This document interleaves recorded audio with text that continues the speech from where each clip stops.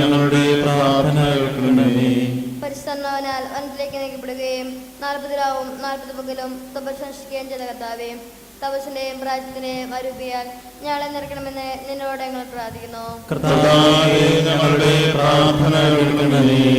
ലോകത്തിന്റെ പാപമുള്ള ദിവ്യകുഞ്ഞാടായ മിശിഹായേ, ഞങ്ങളുടെയും മറ്റുള്ളവരുടെയും പാപങ്ങൾക്ക് പരിഹാരം അനുഷ്ഠിക്കുവാൻ ഞങ്ങളെ ശക്തരാക്കണമെന്ന് നിന്നോട് ഞങ്ങൾ പ്രാർത്ഥിക്കുന്നു. സ്നേഹത്തിന്റെ ബലിവസ്തുവായ മിശിഹായേ, ഞങ്ങളുടെ ശരീരത്തെയും അതിന്റെ ദുർവാസനങ്ങളെയും അങ്ങയുടെ കൂടെ ക്രൂശിക്കുന്നതിന് ഞങ്ങളെ അനുഗ്രഹിക്കണമെന്ന് അങ്ങോട്ട് ഞങ്ങൾ പ്രാർത്ഥിക്കുന്നു.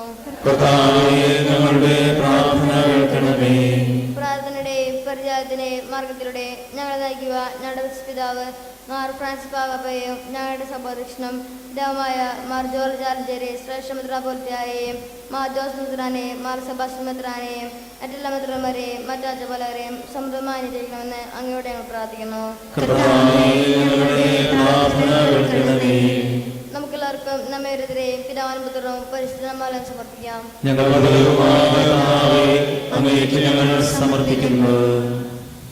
കർത്താവായ ദൈവമേ, ലോകപാപങ്ങളുടെ പരിഹാരമായ മിശിഹായുടെ സകല ജീവിതത്തോട് യോജിച്ചുകൊണ്ട് ആത്മവിശുദ്ധീകരണത്തിനായി നിൽക്കുന്ന അങ്ങയുടെ സഭയെ കാരുണ്യപൂർവ്വം കടാക്ഷിക്കണമേ.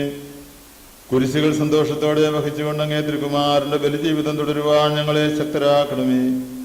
യഥാർത്ഥമായ പ്രാർത്ഥനാ ചൈതന്യവും സഹോദര സ്നേഹവും അല്പപരിത്യാഗവും പുലർത്തിക്കൊണ്ട് ഈ നോമ്പുകാലം ഫലദായകമാക്കുവാൻ ഞങ്ങളെ സഹായിക്കുകയും ചെയ്യണമേ. സകലത്തിന്റെ നാഥനായ ദൈവം തന്റെ കൃപാസമുദ്രത്തിൽ നമ്മുടെ കടങ്ങളുടെയും പാപങ്ങളുടെയും കറ കഴുകിക്കളയട്ടെ.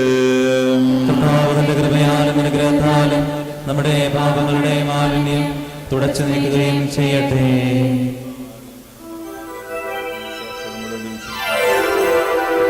കർത്താവിൽ ഞാൻ ദൃഢമായി ശരണപ്പെട്ടു.